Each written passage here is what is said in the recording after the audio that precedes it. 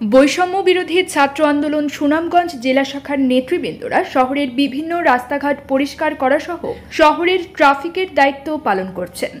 নিজস্ব প্রতিনিধির পাঠানো তথ্য ও ছবি নিয়ে পূজা কর্মকারের প্রতিবেদনে দেখুন বিস্তারিত। বৈষম্য বিরোধী ছাত্র আন্দোলন সুনামগঞ্জ জেলা শাখার নেতৃবৃন্দরা শহরের বিভিন্ন রাস্তাঘাট পরিষ্কার পরিচ্ছন্ন করা সহ যানজটে নাকাল শহরের ট্রাফিকের দায়িত্ব পালন করা হয়েছে।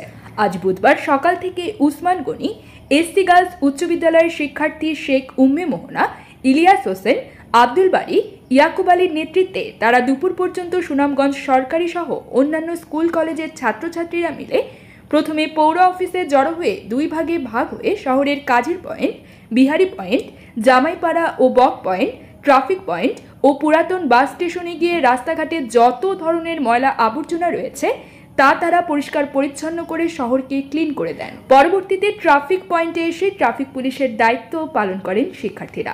এ সময় উপস্থিত ছিলেন সামিয়া নোভা, মুনতাহিনা প্রভা, সালমান আহমদ, সাব্বির, দোজা, ইন্দ্রাক্ষী, ওবায়দুল হক, রাফি, সাফি, নাবিল, আফিফ ও জামিল প্রমুখ। নেতৃত্বরা বলেন, দেশের সকল শিক্ষা প্রতিষ্ঠানের বৈষম্য বিরোধী ছাত্রছাত্রীরা আমরা আন্দোলনের মাধ্যমে এই ফ্যাসিস্ট সরকারকে গণ অভ্যুত্থানের মাধ্যমে শেখ হাসিনা সরকারের পতন ঘটিয়ে বাংলাদেশ আবারও দ্বিতীয় একটি স্বাধীন দেশে পরিণত করলাম।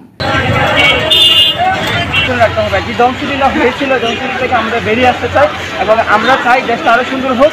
আর যে বাংশোরা আছে এগুলো আমরা নিজ হাতে পরিষ্কার করার চেষ্টা করতেছি। আমাদের এদিকে আমরা নতুন করে বাংলাদেশকে আবার সাজাতে চাই, এই জন্য আমরা ছাত্ররা আবার মাঠে নেমেছি যাতে আমাদের বাংলাদেশ সুন্দর পরিষ্কার একটি দেশ হয়ে ওঠে এবং সবার কাছে প্রশংসনীয় হয়ে ওঠে।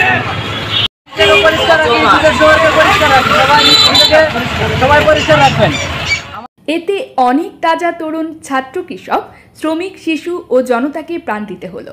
তাদের রক্তের বিনিময়ে অর্জিত আজকের এই নতুন বাংলাদেশটি এখন থেকে সম্প্রীতি বজায় রেখে এই দেশটাকে নতুন প্রজন্মের ছেলেমেয়েরা সম্প্রীতির একটি বাংলাদেশ গড়ে তোলার দৃঢ় প্রত্যয় ব্যক্ত করেন। তারা বলেন, এই সুনামগঞ্জ জেলায় হিন্দু সম্প্রদায়ের সকল ভাইদের মন্দির ও আশ্রমগুলোকে কওমি মাদ্রাসার শিক্ষক ও ছাত্ররা রাত দিনে পাহারা দিয়ে সুরক্ষা করে যাচ্ছে বলে জানান।